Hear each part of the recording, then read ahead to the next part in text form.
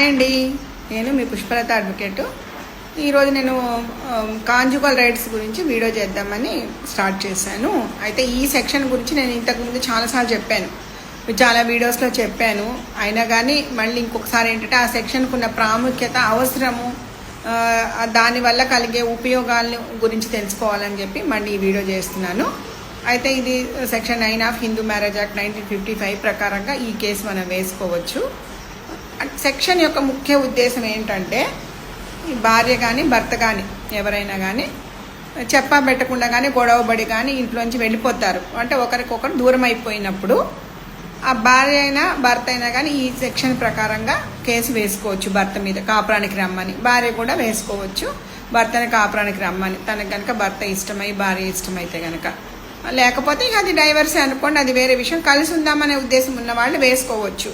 కానీ కొంతమంది ఏంటంటే భర్తలు, చాలామంది, ఇది మగవాళ్ళకి చాలా ఎఫెక్ట్ అయ్యే టాపిక్ ఏంటంటే, చాలామంది ఏంటంటే భార్యని ఇంట్లోంచి వెళ్ళిపోయిన తర్వాత భర్తలు, సరేనండి ఆమె వెళ్ళిపోయింది, తనకి కలవడం ఇష్టం లేదు, మాకు పెద్ద మనుషుల ద్వారా తెలిసిపోయింది, మాకు ఇష్టం లేదు, అందుకని ఊరుకున్నాను, ఇంకెందుకు, ఇప్పుడు నేనేం మ్యారేజ్ చేసుకొని ఇంకొక మ్యారేజ్ చేసుకునే అభిప్రాయం నాకు లేదు, సో నేను ఇలాగే ఉండిపోతాను, ఏమవుతుంది, ఇంకా నాకు డైవర్స్ అవసరం లేదు, ఇంకేం అవసరం లేదు అనే మాట చెప్తారు. కానీ అది చాలా రాంగ్.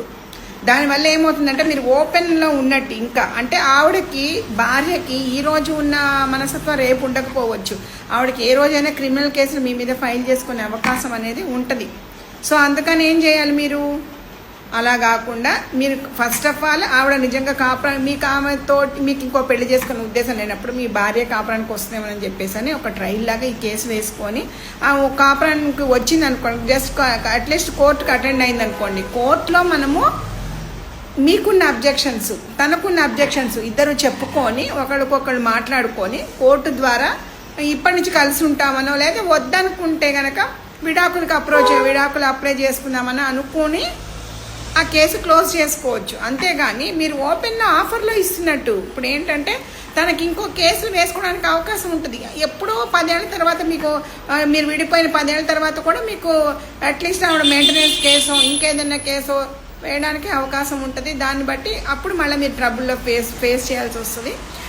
ఇవన్నిటికన్నా ఇంకా కొంతమంది ఏం చెప్తారంటే, అప్పుడు అనుకోలేదు మేడం, కానీ ఇప్పుడు అనుకోకుండా ఒక అమ్మాయి నచ్చింది, పెళ్లి చేసుకుందాం అనుకుంటున్నాను, డైవర్స్ అంటే అప్పటికప్పుడు ఎలా వస్తాయండి, ఎవరికైనా టైం పడుతుంది డైవర్స్ అనేది. సో అందుకని ఇవన్నీ దృష్టిలో పెట్టుకొని మీరు తొందరపడి ఎప్పుడైతే భార్య వెళ్ళిపోయిన, భార్య కానీ భర్త వెళ్ళిపోయిన 2-3 నెలల లోపు ఈ కేసు ఫైల్ చేసుకొని సెటిల్మెంట్ చేసుకుంటే బెస్ట్. ఇది నా అభిప్రాయం.